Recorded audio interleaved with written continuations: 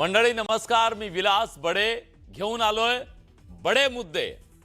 आणि आज बडे मुद्दे मध्ये चर्चा आपल्याला करायची आहे महाराष्ट्राच्या राजकारणामध्ये सध्या सोयीच्या ज्या सगळ्या सोयरिका सुरू आहेत, राजकीय पक्षात संधी मिळावी, जिथं संधी तिथं आपला उदय उत्कर्ष असं समजून एका क्षणात आपली भूमिका बदलणाऱ्या, पक्ष बदलणाऱ्या त्या नेत्यांच्या बद्दल आपल्याला आज बोलायचं आहे। म्हणूनच आज बडे मुद्दे मध्ये महाराष्ट्राच्या राजकारणात जे सगळं सोयीचं राजकारण सुरू आहे त्यातून एक सवाल निर्माण होतोय। हा सवाल आज घेऊन आलोय बडे मुद्देच्या माध्यमातून।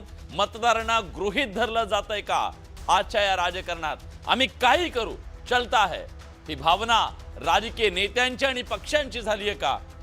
आणि या सगळ्याबद्दल आपण बोलूया। त्यासाठी मान्यवर पाहुणे आपल्या सोबत असतील। आपल्या सोबत या चर्चेत सहभागी होण्यासाठी राष्ट्रवादी काँग्रेसच्या शरदचंद्र पवार पक्षाच्या नेत्या विद्याताई चव्हाण, शिवसेना उद्धव बाळासाहेब ठाकरे पक्षाच्या प्रवक्त्या सुषमाताई अंधारे, राष्ट्रवादी काँग्रेसच्या प्रवक्त्या वैशालीताई नागावडे या चर्चेमध्ये सहभागी होणार आहेत। आपल्या सोबत भाजपचे सहमुख्य प्रवक्ते अजित चव्हाण आणि राजकीय विश्लेषक संजय आवटे हे सहभागी होते। आता वळूया चर्चेच्या मुद्द्याकडे। मंडळी, जेव्हा एखादा नेता पक्ष सोडतो तेव्हा त्याचं कारण काय सांगतो? विकासासाठी। सध्या महाराष्ट्राच्या राजकारणात अशा विकास पुरुषांचा अक्षरशः ऊत आलाय। त्यांना विकासानं अक्षरशः झपाटलंय, भूत लागलंय, भूत विकासाचं त्यांना। दिवस रात्र डोक्यात तोच विचार, रात्र डोळ्याला डोळा नाही इतकी विकासाची चिंता सतावतीये। अन्न गोड लागत नाही, पाणी घशात जात नाही अशी परिस्थिती आहे। विकासासाठीची त्यांची धडपड हाल अपेष्टा बघवत नाहीत। फॉर्च्युनरच्या पुढच्या सीटवर बसून हातावर भाकरी खाऊन पोट भरावं लागतं। या विकासासाठी कसं बसं जगावं लागतं। हे विकासाचं भूत साधं नाहीये। जोपर्यंत नेता सत्तेच्या दारात जात नाही किंवा सत्तेच्या खुर्चीवर बसत नाही तोवर हे भूत मानगुटीवर बसलेलं उतरत नाही। विकासाला अधीन करणं इतकं सोपं नाहीये। त्याच्या वाट्यात विचारधारा, निष्ठा, पक्षाची ध्येय धोरणं हे सगळे अडथळे असतात। मग विकास प्रेमी काळजावर दगड ठेवून विचारधारा, निष्ठेवर तुळशीपत्र ठेवून त्याला तुडून पुढे जावं लागतं। सोपं नाहीये इतकं। याला कोणी चमत्कार म्हणा की राजकीय विज्ञान म्हणा, पण ह्या महाराष्ट्रातलं वास्तव आहे। विकासाचं भूत एकदा तुमच्यावर स्वार झालं की डोक्यात केमिकल लोचा होतो। कालपर्यंत जो हुकुमशहा वाटायचा तो अचानक हुकुमाका वाटतो। कालपर्यंत जे भ्रष्ट होते ते दूरदृष्टीचे वाटायला लागतात। सगळी विकासाची किमया।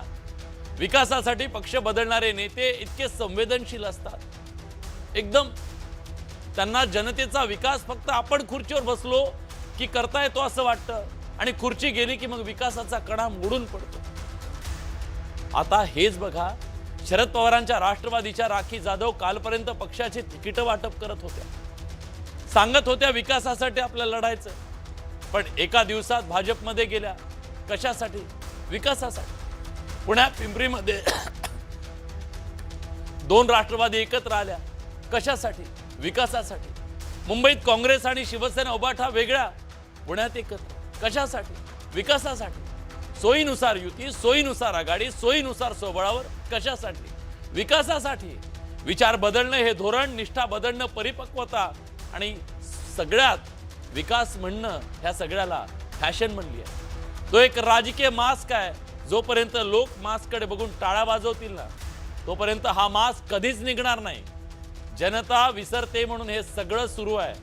जोपर्यंत विस्मरणाला इथं मतं मिळत राहतील तोपर्यंत विकासासाठी पक्ष सोडला हे वाक्य या राजकारणात अमर राहणार आहे मित्र। आणि म्हणूनच आज आपल्याला चर्चा करायची आहे, हे सगळं सोयीचं राजकारण सुरू आहे का? आणि मतदारांना गृहीत धरलं जातंय का सोयीच्या सोयरिकेमध्ये?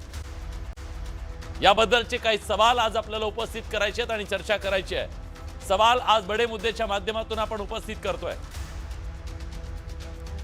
सवाल आहे, सोयीचं राजकारण जनतेच्या विश्वासार्हतेला थेट तडा आहे का? आपल्या सोयीनुसार सगळं करायचं, मुलामा द्यायचा जनतेच्या विकासासाठी आणि कार्यकर्त्यांच्या भल्यासाठी। पक्षांची विचारधारा दुय्यम ठरून सत्ता हेच सर्वश्रेष्ठ हे राजकारणाचा नवा फॉर्म्युला ठरतंय का? आज आपल्याला विचारायचं आहे लोकशाही प्रक्रियेला एक प्रकारे हे सगळं गालबोट लावण्याचं काम सुरू आहे का? जनता मत तुम्हाला एका विचारावर देते, तुम्ही नंतर सत्तेत जाऊन वेगळ्या विचाराशी बसता. काय समजता सामान्य माणसाच्या त्या मताला? राजकीय नेत्यांनी मतदाराला गोंधळात टाकलंय का? राज ठाकरे मागे एकदा म्हणाले होते, कॅरम असा फुटलाय की कुठली सोंगटी कुठल्या छिद्रामध्ये जाते हे कळत नाहीये. आज अशीच परिस्थिती आहे. कोण कोणासोबत आहे कोणाला सांगताच येत नाहीये. आणि आज या चर्चेत आपल्याला प्रश्न उपस्थित करायचा आहे, या सगळ्याचा परिणाम काय होतोय? तरुणांमध्ये राजकारणाबद्दल उदासीनता निर्माण होऊ शकते का? मतदानाचा टक्का कमी का होतोय या लोकशाहीत असं विचारलं जातं. लोकांचा विश्वास उडेल राजकारणावरून जर असं करत राहिले तर, हा सवाल सुद्धा तरुण विचारत राहतात. आणि मग या सगळ्याची काळजी, त्याचा विचार कुणी घेणार आहे की नाही हा सवाल आहे. या सगळ्याच चर्चेत सहभागी होण्यासाठी मान्यवर पाहुणे आपल्या सोबत आहेत. आपल्या सोबत भाजपचे प्रवक्ते अजित चव्हाण जोडले गेलेले आहेत. अजितराव, स्वागत आहे तुमचं. थोड्याच वेळात आपल्यासोबत राष्ट्रवादी शरदचंद्र पवार पक्षाच्या नेत्या विद्याताई चव्हाण आपल्यासोबत जोडल्या जातील. आपल्यासोबत थोड्याच वेळात शिवसेना उद्धव बाळासाहेब ठाकरे पक्षाच्या प्रवक्त्या नेत्या सुषमाताई अंधारे येथील राजकीय विश्लेषक संजय आवटे सर सुद्धा थोड्याच वेळात आपल्यासोबत जोडले जाणार आहेत. आणि राष्ट्रवादी काँग्रेसच्या प्रवक्त्या वैशाली नागवडे या सुद्धा थोड्याच वेळात आपल्यासोबत जोडल्या जाणार आहेत. पण चर्चेची सुरुवात मी अजित चव्हाण यांच्यापासून करणार आहे. अजितराव, विकासाच्या साठी सध्या ज्या प्रकारचं राजकारण या महाराष्ट्रात सुरू आहे, सत्तेचं जे राजकारण सुरू आहे, या सगळ्यातनं या जनतेला इथल्या गृहीत धरलं जाते असं वाटत नाही का? ज्या राष्ट्रवादी काँग्रेसच्या बद्दल तुम्ही आरोपांची राळ उठवली, त्यांच्या राजकारणावर टीका केली अनेक वर्ष, आज ते तुमच्या सोबत येणं तुम्हाला मान्य आहे का?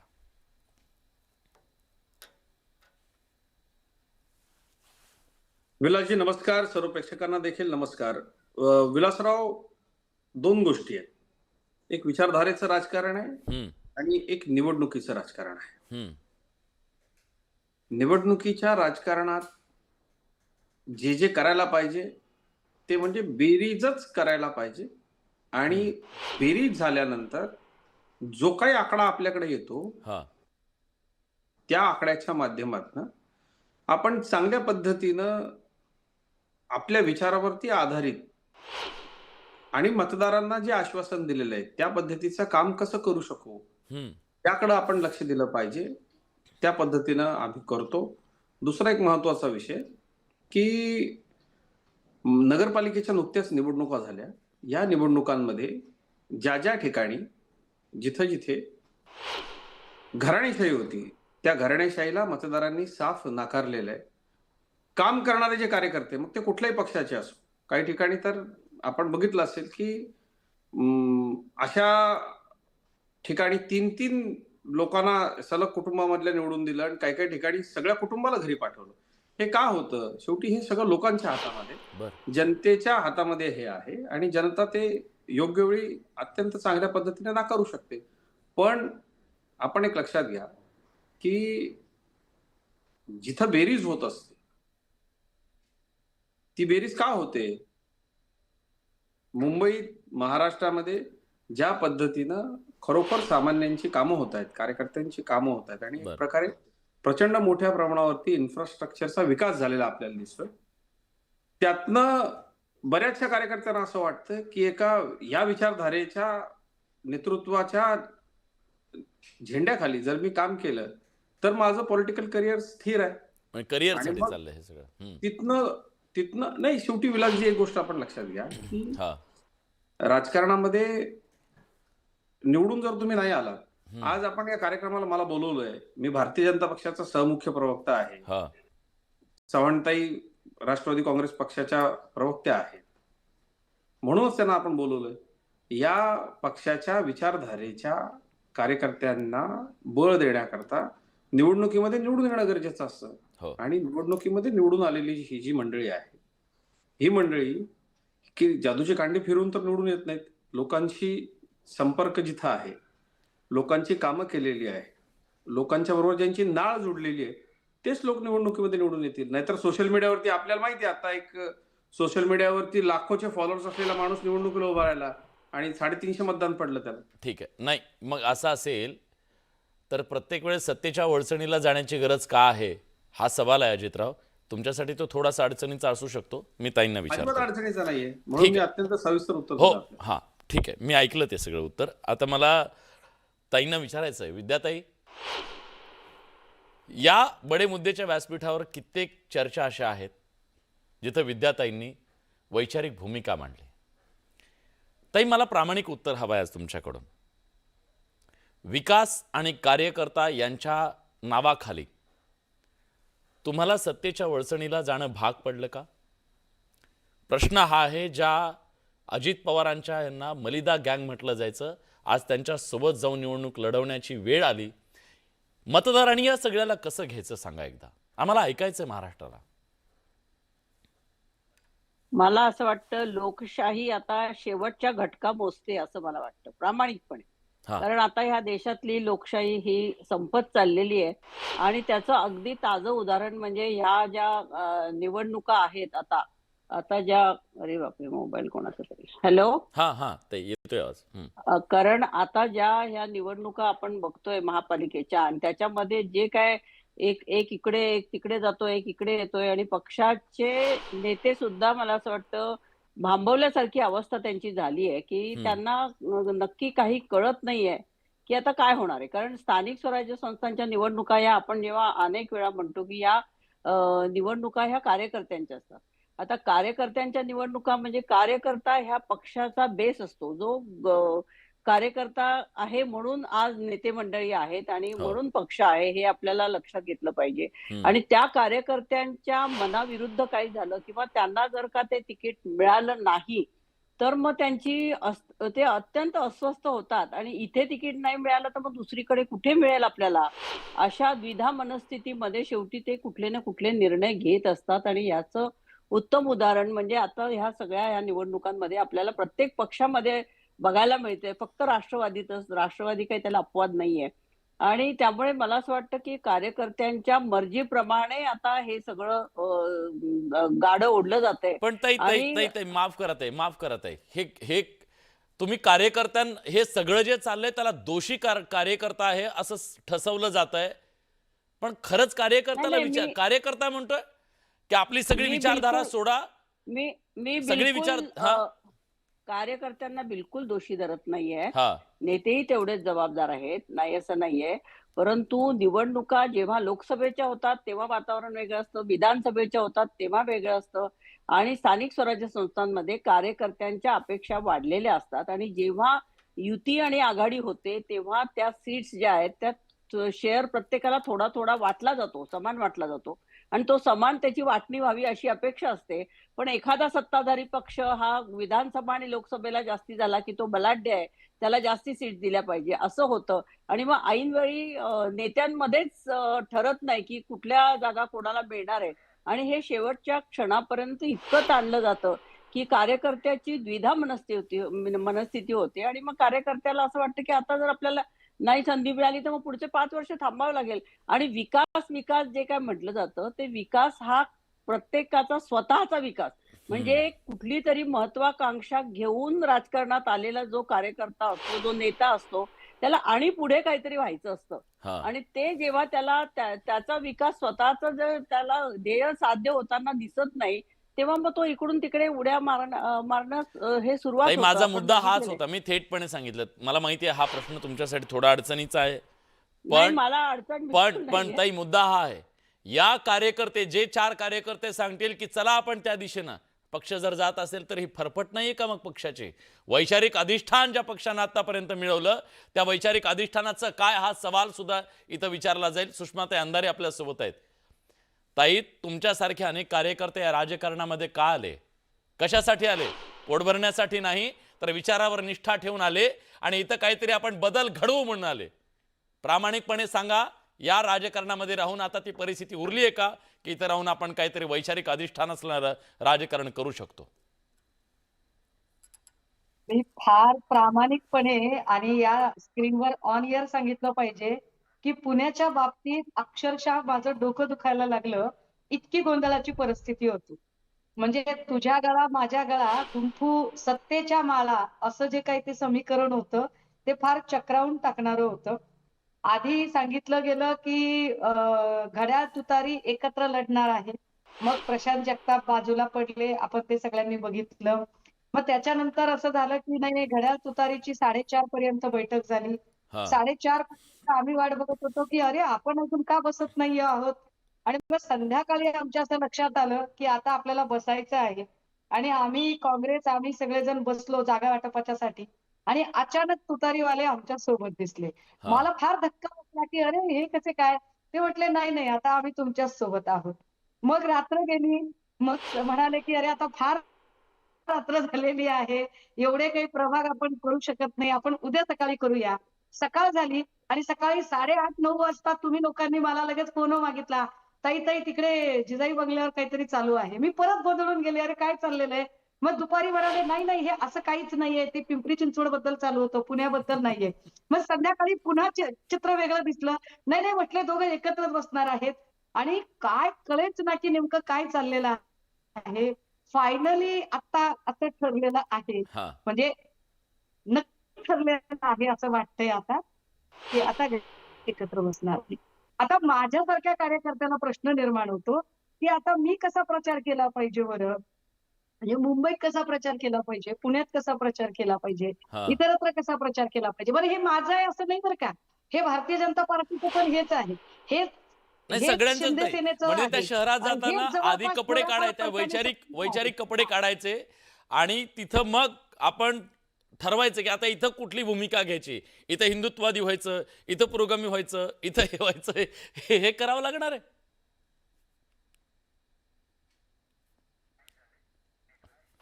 काही तांत्रिक कारणामुळे ताईपर्यंत आवाज पोहोचत नाहीये. हा अजितराव काय तुमची कमेंट मला ऐकायचंय काय म्हणायचं तुम्हाला.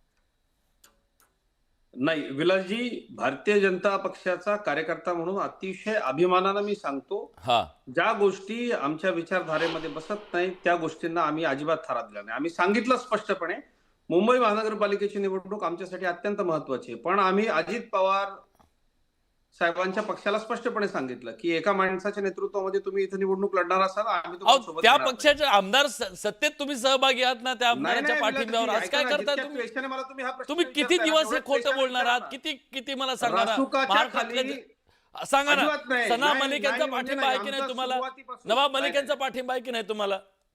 नवाब मलिक यांचा पाठिंबा व्यक्तिगत पातळीवरती असो किंवा पक्षीय पातळीवरती असो तो आम्ही स्पष्टपणे नाकारलाय. त्यांच्याबद्दलचं अधिकृत पत्र भारतीय जनता पक्षाच्या लेटरवरती आम्ही त्यांच्या अध्यक्षांना दिलेलं आहे, राष्ट्रीय अध्यक्षांना दिलेलं आहे की या माणसाचा आमदार म्हणून व्यक्तिगत आणि कुठल्याही पद्धतीनं आम्हाला कुठल्याही पद्धतीनं आम्हाला सूरजराव नवाब मलिक यांचा सहभाग नको. सूरजराव हा अपमान नाही मात्र- वाटत तुम्हाला. हा मात्र अपमान नाही एक वाटत मिनिट, तुम्हाला.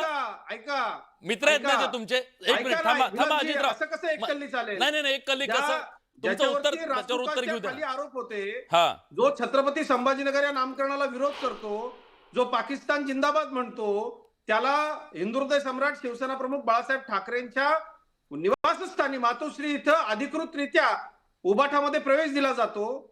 हे हे हे वैचारिक हा पराभव आहे. मुंबईमध्ये ज्या पद्धतीनं 92च्या दंगलीमध्ये ज्या लोकांनी सक्रिय सहभाग घेतला अजितराव ऐका ना त्यांच्या माझ्या प्रश्नाचं नातलगांना- उत्तर द्या ना प्लीज. तुम्ही दुसरं काय- नका काय- बोलू. माझ्या प्रश्नाचं काय? उत्तर द्या. जर समजा तुम्हाला इतकी अलर्जी आहे किंवा तुम्हाला नको आहेत तर मग त्यांच्या सोबत आम्ही सत्तेत बसणार नाहीत त्यांना आधी पक्षातून काढून टाका हे म्हणण्याची धमक तुम्ही दाखवणार आहात का. दाखवली की आम्ही अधिकृत पत्र पाठवलंय, स्पष्टपणे सांगितलंय आम्हाला. सूरजजी आम्हाला सूरजजी थांबा. आम्ही मुंबईमध्ये मिळालं आघाडी उत्तर. नाकारली. सूरजजी मुंबईमध्ये येतो आम्ही ताई आघाडी तुमच्याकडे. नाकारली. सूरजजी पहिलं मी आधी सुषमाताई ज्या मगाशी बोलत होत्या, सुषमाताईची जी परिस्थिती पाहिली तीच परिस्थिती 2019ला आमची होती. तुझ्या गळा माझ्या गळा गुंफू सत्तेच्या माळा. आम्ही ज्या पक्षांच्या विरोधात निवडणूक लढली होती त्या पक्षांच्या सोबत काँग्रेसलाही बसावं लागलं होतं, राष्ट्रवादीलाही बसावं लागलं होतं. जी आज परिस्थिती सुषमाताईची ती आमची 2019ला होती. आणि आता अजित जी बोलत होते की बाबा राष्ट्रवादी काँग्रेस पक्षाच्या नवाबाईच्या ह्याच्यामध्ये आमच्या पक्षात काय करायचंय तो निर्णय आमचे नेते घेतील. तो निर्णय ठरवण्याचा अधिकार राष्ट्रवादी काँग्रेस पक्षाची निर्णय घेण्याचा अधिकार हा भारतीय जनता पार्टीला नाही किंवा आतापर्यंत त्यांनी कधी आम्हाला निर्णय घेण्यासाठी त्यांचं जे काही म्हणणं असेल ते मांडले असतील, परंतु आम्ही कुणाला नेतृत्व द्यावं, आमचा पक्ष कुणाच्या नेतृत्वात लढेल, हे सर्वस्व निर्णय घेण्याचा नवाब अधिकार मलिकांचा, हा सना अजितदादा मलिकांचा पवारांना. तुम्हाला पाठिंबा आहे की नाहीये सरकारला? सांगा एकदा महाराष्ट्राला. नवाबभाई काही आमदार नाहीत, सना मलिक जे आमदार आहेत आणि ते आमदार म्हणून सरकारमध्ये सत्तेमध्ये आहेत, ते 100% की नवाबभाई एक संघटनेचे पदाधिकारी आहेत, पक्षामध्ये त्या ठिकाणी काम करतात. आमच्या पक्षाचं नेतृत्व कुणी करावं हे सर्वस्व ठरवण्याचा अधिकार हा अजितदादांना आहे. त्यामुळं कोण काय म्हणतंय, कुणाच्या सांगण्यावरनं आमचा पक्ष चालतोय का, तर नाही, आमचा पक्ष अजितदादांच्या नेतृत्वात चालतोय. हे काही पत्र काढलं, पत्र दिलं, त्यांच्या ज्या भावना असतील ते त्यांनी व्यक्त केल्या. आम्हाला जे काही म्हणणं मांडायचं होतं तेही आम्ही मुख्यमंत्र्यापाशी आम्ही मांडलेलं आहे. एखाद्या व्यक्तीवरती आरोप झाले म्हणजे तो गुन्हेगार असतो, हे अजितरावांनी पहिलं डोक्यातनं काढून टाकावं.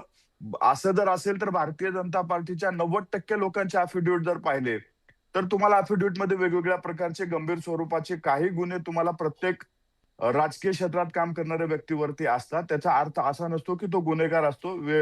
परंतु तुम्ही ज्या पद्धतीने सूरजजी, बोलताय, पुढचे 15 दिवस तुम्ही 15 ते 16 दिवस जवळपास तुम्ही विरोधी पक्षात आहेत का? पुढचे 15-16 दिवस नाही, ज्या ज्या ठिकाणी आम्हाला वाटतंय की जनतेवरती अन्याय होतोय, जिथं एखाद्या विशिष्ट लोकांवरती अन्याय होतो, तिथं त्याबद्दलचा आवाज उठवण्याची जबाबदारी ही राष्ट्रवादी काँग्रेस पक्षाची आहे. हा. आम्ही विरोधक म्हणून नाही, आम्ही सत्तेमध्ये आणि ज्या गोष्टी चांगल्या करायच्या त्याच्यासाठी आहोत, विरोधक म्हणून नाही. आम्ही महायुतीमध्ये आहोत, महायुती सोबत आहोत.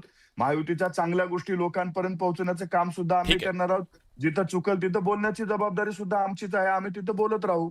ठीक आहे. मी सगळ्यांच्या बाजू ऐकून घेतल्या. विद्यार्थी, तुम्हाला पटकन एक छोटी कमेंट आहे प्लीज. मला म्हणायचंय की भाजपचे प्रवक्ते जे म्हणाले की 2 वेळा त्यांनी हा शब्द वापरला की विचारधारा विचारधारा. भाजपला कुठलीही विचारधारा नाहीये. इंग्रजांनी जसं डिवाइड अँड रूलचं केलं तसं त्यांनी भारत स्वतंत्र झाल्यानंतर बाबरी मस्जिद पाडून डिवाइड अँड रूल म्हणजे हिंदू मुस्लिम जर केलं तर आपण सत्तेत बसू शकतो. हे चांगलं त्यांना माहिती शरद आहे. पवार साहेब आणि ते जनसंघाच्या घाणेरडं पाठिंब्यावरती आणि मुख्यमंत्री ते का झाले होते घाणेरडं हे त्यांना जरा ते विचारून घ्या. आता ऐका ना जरा. आपल्या अजितराव नेत्यांनी जरा आदरणीय ऐका ताई, तुम्ही. अजितराव, तुम्ही अजितराव जरा ताई, ऐका. तुम्ही आपण जरा ऐका. आम्हाला न मागता का पाठिंबा दिला होता? तुमची विचारधारा काय त्याच्याविषयी मी आमच्या बोलते. शरद विचारधारेला- पवारांनी कोणाला पाठिंबा दिला, काय दिला आमच्या ते नंतर आपण विचारधारेला बोलूया. जे समर्पक आहे तुम्हाला ते आम्ही कुठलीही करतो विचारधारा नाहीये आणि आम्ही तुम्ही सर्वसमावेशक आहोत. तुम्ही मात्र कोणीही बाळासाहेब आमच्याकडे आला तुम्ही तरी बाळासाहेब ठाकरेंचा राजकारण करत पाठिंबा असताना घेतला, तो मोठे झाला आमच्या आणि आता विचारधारेनं तुम्ही करेल पण याची विद्यार्थी- आम्ही- विद्यार्थी- एकनाथ शिंदे त्याचीच आणि पावती अजितदादा महाराष्ट्रातली गप्प जनता झालेले आहे. आहेत. बर विद्यार्थी, आणि मोठ्या प्रमाणावर कमळाच्या पाठीशी उभं राहून देते. त्यांना तुम्ही जरा गप्प ठीक आहे, ठीक आहे. करायचं, मी मी बोलू दोघांनाही ना. थांबवतो. एक मिनिट. त्यांना गप्प बसवलं हो. तुम्हाला बोलता येईल. हा विद्याताई, आता तुम्ही मला हेच हा प्लीज हा, बोला, तुमची बोला. कमेंट विचारा, पटकन. विचारा. तुमची नाही, मी कमेंट तेच सांगितलं ना हम्म. की कुठलीही विचारधारा यांना नाहीये आणि यांना फक्त हिंदू मुस्लिम करून हे सत्तेत बसलेले आहेत आणि तेच पुढे त्यांचा अजेंडा आहे. त्यामुळे आधी बाळासाहेब ठाकरेंचा पाठिंबा यांनी घेतला आणि मग नंतर हे मोठे झाले आणि त्याच्यानंतर ठीक आहे. त्यांनी अजितदादा आणि एकनाथ शिंदेजींचा मग पाठिंबा अशा घेतला. माणसांसोबत आता गेलेल्या तेही त्यांना अजितदादांसोबत जायची नकोची वेळ आहे. तुमच्यावर का आली ताई? आता अजितदादा त्याच्या आधीपासून आमचेच आहेत ना आणि शेवटी राष्ट्रवादी काँग्रेसची ही अस्तित्वाची सुद्धा लढाई आहे हे विसरू हा, नका हे तुम्ही. बरोबर बोलला. यामध्ये आम्हाला आमचं अस्तित्व जर टिकवायचं असेल तर निश्चितच आम्हाला सुद्धा आम्ही काय भाजपने आम्हाला संपून टाकावं आणि आम्ही संपून जायचं अशी अपेक्षा आहे का तुमची? आम्ही सुद्धा लढाऊ वृत्तीचे लोक आहोत. आज थोडंसं 2 पावलं मागे गेलो तर उद्या आम्ही 4 पावलं पुढे ठीक आहे, येऊ शकतो ठीक आहे, ठीक आणि आहे. राजकारणात हे चालत राहतं. अजितराव, तुम्ही उद्धव ठाकरेंच्या बरोबर गेलात म्हणून संपलात हे लक्षात घ्या. बरं ठीक आहे. बिलकुल नाही, बिलकुल नाही. तुम्ही बाळासाहेब ठाकरेंच्या खांद्यावर बसून मोठे झालेला आहात. आम्हाला आणि वंदनीय बरं, बरं, बाळासाहेबांबद्दल अति उद्धव आदर हे आहे. अत्यंत संजय चांगलं आवटे काम सरांकडे करत जाणार आहे. मी आहेत. दोघांनाही बाळासाहेबांना थांबवतो. शिव्या घालणाऱ्यांचं महिमा आवटे सर, सध्या महाराष्ट्राच्या राजकारणात जे सुरू आहे, प्लीज प्लीज हिंदुत्व सम्राट वंदनीय दोघं- बाळासाहेब ठाकरे दोन्ही यांचा चव्हाणांना आभार आहे. दोन्ही चव्हाणांना विनंती आहे, थांबा. हिंदुत्व सम्राटांचे वैचारिक अजितराव, ताई प्लीज प्लीज प्लीज ताई, वापर करता आणि वर तोंड करून तुम्ही बोलत असता याचा प्लीज आम्हाला प्लीज ताई, आश्चर्य वाटतं. दोघांनाही थांबवतो. आवटे सर, हे सगळं चालू आहे ते राजकारण आहे की राजकीय नाटक आहे? विलासबुळामध्ये या प्रकारच्या गप्पा आता सगळ्या सुरू आहेत आणि ज्या प्रकारे सगळेजण भांडतायत झुंजतायत, खरं म्हणजे मला हे आता हे भांडण फार खरं कठीण आहे आहे की खोटं आहे तेही सांगा. आपल्यासाठी हे फार कठीण आहे की मुळामध्ये हे पाठ करावं लागतं की कोण खरंच कुठल्या पक्षाचं आहे. कारण आज या पक्षाचा असणारा माणूस उद्या भलत्याच पक्षामध्ये असतो. त्यामुळे विशेषतः स्थानिक पातळीवर तर हे फारच लक्षात घ्यावं लागतं. पण मला असं वाटतं मुळामध्ये बघा, म्हणजे महानगरपालिकेची निवडणूक आता सुरू आहे, ती जुगलबंदी सुरू आहे. पण 3-4 वर्षानंतर महानगरपालिका निवडणूक होते. हे मला आश्चर्य वाटतं की 3-4 वर्ष महानगरपालिका जिल्हा परिषद निवडणूक होतच नव्हती आणि तरी सुद्धा पाण्यावर तरंग नव्हता. लोक कुणी काही बोललंही नाही की अरे महानगरपालिका निवडणूकच होत नाही 3 वर्ष, जिल्हा परिषद निवडणूक नाही 3-4 वर्ष. तर मला कळत नाही की मुळामध्ये आपण कुठल्या वळणावर येऊन पोहोचलेलो आहोत आणि मला असं वाटत नाही की मुळामध्ये कुठल्या पक्षाने कोणाबद्दल काही बोलावं, कारण सगळेच पक्ष याच प्रकारचे आहेत. म्हणजे अगदी वरच्या स्तरापासून ते खालच्या स्तरापर्यंत, म्हणजे जम्मू काश्मीरमध्ये पीडीपीला पाठिंबा देणारा भाजप संजय राठोडांचं मंत्रिपद जावं म्हणून ज्या प्रकारे सगळी जोरदार भाजपची व्यूहरचना होती आणि पुन्हा संजय राठोड मात्र त्याच मंत्रिमंडळामध्ये मंत्री होतात. त्यामुळे मला असं वाटतं कुठल्याच पक्षाला हे बोलायचा अधिकार आहे अशाचा काही भाग नाहीये. मला एकूणच असं वाटतं म्हणजे जरा थोडंसं व्यापक प्रकारे बोललं पाहिजे. खरं म्हणजे कुठल्या एका पक्षावर न बोलता ज्या प्रकारची राजकीय संस्कृती निर्माण होते आहे त्या राजकीय संस्कृतीच्या अनुषंगाने मात्र आपण बोललं पाहिजे. एक लक्षात घ्या, म्हणजे परवा मी एक व्हिडिओ केला होता विलास, मी असं म्हटलं होतं की आपण आदर्श घेतला पाहिजे देवेंद्र फडणवीसांचा, आपण आदर्श घेतला पाहिजे नरेंद्र मोदींचा. समजा 2014 मध्ये नरेंद्र मोदी पंतप्रधान झाले नसते तरीही मोदींनी पक्ष सोडला नसता. समजा 2014 मध्ये भाजप सत्तेमध्ये आलं नसतं तरीही देवेंद्र फडणवीसांनी पक्ष सोडला नसता. आणि हे केवळ भाजपमध्येच आहे असं नाही. तुम्ही गंमत बघा, आम्ही शेतकरी कामगार पक्ष, कम्युनिस्ट पक्ष, म्हणजे या लोकांचे म्हणजे एन डी पाटलांपासून गणपतरावांपर्यंत इतके लोक आपल्याकडे आहेत की त्यांना सत्तेमध्ये कुठलाही वाटा मिळाला नाही, कुठली संधी मिळाली नाही, तरी सुद्धा लोक अजिबात पक्ष न सोडता आपापल्या वैचारिक भूमिकेशी, विचारधारणेशी, विचारप्रवाहाशी प्रामाणिकपणे राहिले. मी पन्नालाल सुराणा नुकतेच वारले. Vilas, you can imagine, Pannalal सुराणांना विचारलं गेले की तुम्ही राज्यपाल व्हाल का? तर नाही नाही, मला राज्यपाल व्हायची काही आवश्यकता नाहीये, मी माझं जनतेचं काम करतोय. बाबा आढाव परवा गेले, बाबा आढावांना विचारलं गेलं होतं की तुम्ही काय करणार? बाबा आढाव म्हटले मी विधानसभेत नाही, मी लोकसभेत नाही, मी जनतेच्या सभेमध्ये आहे. हे तुम्ही पुस्तकाची पानं सांगताय ना सर? सर, हे तुम्ही पुस्तकाची पानं सांगताय, वास्तवात तर ताई असं म्हणतात आम्हाला अस्तित्वासाठी करावंच लागेल हे सगळं. आणि आजची जी अवस्था आहे, राजकीय अस्तित्वासाठी आम्हाला करावं लागेल ताई सांगतायत ना सरळ सरळ. जिवंत राहायचं तर करावं लागेल, याला काय म्हणायचं? मी तेच म्हणतोय विलास, इलेक्टिव्ह मेरिट नावाची गोष्ट जी पुढे आलेली ना, इलेक्टिव्ह मेरिट, निवडून येण्याची क्षमता, याच्याशिवाय दुसरं काहीच नाही. आणि निवडून येणं, सत्तेमध्ये येणं आणि सत्तेमध्ये आल्यानंतर पैसा मिळवणं, त्या पैशाचा उपयोग करून पुन्हा सत्तेमध्ये येणं, इलेक्टिव्ह मेरिट हाच एक लक्षात घ्या. मुळामध्ये असं म्हटलं जातं लोकशाहीमध्ये की राजकारणाच्या एकूण सगळ्या अंग उपांगांपैकी निवडणूक हा फक्त एक भाग आहे, पण बाकी अनेक गोष्टी आहेत. पण आता मात्र निवडणुकीमधलं यश, सत्ता, याच्या पलीकडे राजकारण नावाची गोष्ट अस्तित्वात आहे. याचं भानच कुठल्याही पक्षाला नाहीये, कुठल्याही नेत्याला नाही, कुठल्याही कार्यकर्त्याला नाही. आणि त्यामुळे आज कुठलाही पक्ष ठोसपणे असं म्हणू शकत नाही की मला एक राजकीय भूमिका आहे. आणि तुम्हाला मी मुद्दाम सांगतोय की गेल्या 10-12 वर्षांमध्ये विशेषतः ज्या प्रकारचं अवमूल्यन झालेलं आहे, ज्या प्रकारची संविधानाची पायमल्ली संविधानिक मार्गानेच गेल्या 10-12 वर्षांमध्ये होते आहे, त्यामुळे राजकारणाचं रूपांतर, मला काही वेळा विलासकर म्हणजे हा शब्द वापरावा की नाही मला प्रश्न पडतो. पण मला असं वाटतं, मला कोणीतरी म्हटलं परवा की मुंबईतलं टोळी युद्ध आता कमी झालंय. मला असं वाटलं की आता ते टोळी युद्ध कमी झालंय, पण राजकीय पक्षांचं रूपांतर टोळी युद्धामध्ये होतं की काय? मग राजकारणाचं रूपांतर कुठे होत चाललंय याचा विचार फार गंभीरपणे केला पाहिजे. ते केवळ यांच्या विरोधात ते, त्यांच्या विरोधात हे असं बोलून चालणार नाही. हा मुद्दा फार गंभीर आहे आणि व्यापक अंगाने त्याच्याबद्दल बोलावं लागणार आहे. ठीक आहे सुषमाताई, ह्या सगळ्यामध्ये आता तुमची युती आघाडी ही सगळं होत असेल, पण सामान्य मतदारांच्या मनात भाव हा आहे की आम्हाला गृहीत धरलं जात आहे. खरंच राजकीय व्यवस्थेकडून निर्णय घेत असताना कधी कार्यकर्त्याचं नाव पुढे, कधी आज तर त्या राखी जाधव म्हणाले विकासाच्या मुद्द्यावर खूप एक असे लाट आली विकासाची महाराष्ट्रात. हे विकासासाठी आणि कार्यकर्त्यांसाठी चालू आहे सगळं की सत्तेसाठी चालू आहे सगळं? नाही, आता इतका विकास होतोय बाबा, हे विकासासाठी जाणारे लोक आता काय विकासाचा डोंगर करतील की तो डोंगर झेपणार नाही आम्हाला, एवढा मोठा ते डोंगर उभा करतील. फक्त आता जी काही मोदी आणि फडणवीसांचं उदाहरण दिलं ते उदाहरण मला असं वाटतंय थोडं चुकतंय. कारण मोदी आणि फडणवीस या 2 लोकांनीच या सगळ्या राजकीय संस्कृतीचं वाटोळं करून ठेवलंय. आता इथला राजकीय संस्कृतीचा जर सगळ्यात मोठा ऱ्हास आणि त्या ऱ्हासाला जर कोणी कारणीभूत असेल, प्रवाहपतीत लोकांना करण्यामध्ये सगळ्यात मोठं जर कोणाचं कारण असेल तर ते नरेंद्र मोदींनी सगळ्या स्वायत्त यंत्रणा ज्या पद्धतीने अक्षरशः कच्छपी ठेवल्यात आणि देवेंद्र फडणवीसांनी नैतिकता नावाची गोष्ट अजिबात शिल्लक ठेवलेली नाही. आणि त्यामुळे ही सगळीच्या सगळी माणसं ही तुम्ही त्यांना दोष देताय, शरद पवारांच्या बद्दल बोलणं टाळताय तुम्ही, शरद पवारांच्या पक्षाबद्दल बोलणं टाळताय तुम्ही. कालपर्यंत नाही, तुमचा मी पक्ष शरद अजित पवारांच्या सोबत जाणं म्हणजे असंघाशी संघ असं म्हणत होता.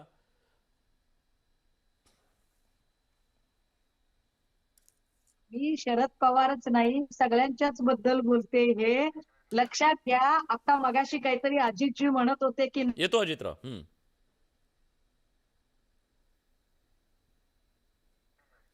ठीक आहे. अजितराव बोला. नाही, ज्या ताई इतक्या नैतिकतेनं फार मोदींपासून माझे नेते आदरणीय देवेंद्रजींच्या बद्दल बोलताय, त्या का मग इतर पक्षामधनं सन्माननीय हिंदू हृदय सम्राट शिवसेना प्रमुख बाळासाहेब ठाकरेंच्या शिवसेनेमध्ये गेल्या? ज्या बाळासाहेबांना त्यांनी इतकं अर्वाच्य बोललं, त्यांच्या पक्षामध्ये का गेल्या मग ताई? विचारू का त्यांना? MMRDAच्या कार्यालयामध्ये उद्धव ठाकरे सुभाष देसाईंच्या साक्षीनं मला उद्धव बाळासाहेब ठाकरे गटामध्ये बोलवत होते, मी नाही गेलो. ही पक्षनिष्ठा आहे ताई. मी 70 पासून माझं कुटुंब जनसंघापासून काम करतं भारतीय जनता पार्टीचं. आज फेसबुक वरती जा, लाखो तुम्हाला कमेंट्स दिसतील. आमच्या अनेक कार्यकर्त्यांना तिकीट नाकारल्यानंतर पण ते राहिले. 2.5 वर्षाच्या काळामध्ये जशी धुळदाण तुमच्या पक्षाची झाली ना, ती पण भारतीय अजितराव हे जनता नवे पार्टीची आलेले झाली नाही. नवे आलेले कार्यकर्ते राहतील तसेच का हो? राहिले. याचं कारण विद्याताई तुम्ही विचारत होतात ना, काय असते विचारधारा? हे नवे आलेले ही आहे राहतील का विचारधारा. तुमच्या पक्षात? या विचारधारेमुळं तुमचे कार्यकर्ते आमच्या विचारधारेला आदर ठेवून आमच्याकडे आले ताई. ही असते विचारधारा, हे लक्षात घ्या. मला फक्त ताई, मी कधीच एवढं पर्सनल व्यक्तिगत बोलत नाही ताई. सूरजजी ही आहे विचारधारा. तुमच्या सुदैवाने अजित चव्हाण जी. तुमच्या सुदैवाने मी रेंज मध्ये नाही. तुमच्या नाही, सुदैवाने असू मी दे, रेंज मध्ये नाही. मी काय घाबरतो का तुम्हाला? मग तुमचं काय हवा बिवा आहे का काय? हा? तुमच्या माझी सुदैवाने म्हणजे तुमच्या काय? सुदैवाने तुम्ही काय रेंज मध्ये नाही, लक्षात घ्या. एन्काउंटर करणार काय माझं? मी तुमच्या- घाबरतो काय सुषमा अंधारेला? तुम्ही 50 वेळा तुमच्याशी तोंड दिलंय मी. तुम्ही आता आणि एक गोष्ट नेटवर्कचे लक्षात ठेवा आभार ताई, माना. तुम्ही काय एवढ्या मोठ्या तुम्ही नाही, आता कोण आहे नेटवर्कचे सुषमा अंधारे? आभार माना.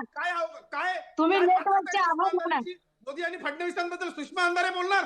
सुषमा अंधारे आरशात बरं, तोंड बघितलंय बरं. का कधी? ठीक आहे. आरशात तोंड बघितलंय का कधी आपलं? एक मिनिट मोदी आणि दोघांना फडणवीसांबद्दल दोघांनाही सुषमा अंधारे विनंती, बोलणार? वैयक्तिक बरं, नको. बरं. सुषमा अंधारे सूरज चव्हाण, कोण समजता तुम्ही स्वतःला? तुम्ही मोदी मी आणि दोघांनाही फडणवीस थांबवतोय. बद्दल सूरज बोलणार. चव्हाण, मी सांगणार, सूरजजी, धुळदाण मला झाली सांगा, तुमच्या पक्षाची सगळी. अरे, स्वतः भाजपला बघा, रोखण्यासाठी तुमच्या तुम्हाला पक्षाची सत्तेतल्या सगळी. दोघांना एकत्र यावं त्या लागतंय. बाळासाहेबांना तुम्ही शिव्या घातल्या. मी दोघांनाही थांबवतो. प्लीज वैयक्तिक नको, वैयक्तिक नको. प्लीज दोघांचाही आवाज बंद करा. दोघांचाही आवाज बंद करा. सूरज चव्हाण, मला एक गोष्ट सांगा. आता ज्या पद्धतीनं तुमच्यावरती कालपर्यंत रोहित पवार टीका करत होते, मलिदा गँग म्हणत होते, आज तुम्हाला त्यांच्या सोबत जाताना काहीच नाही वाटत?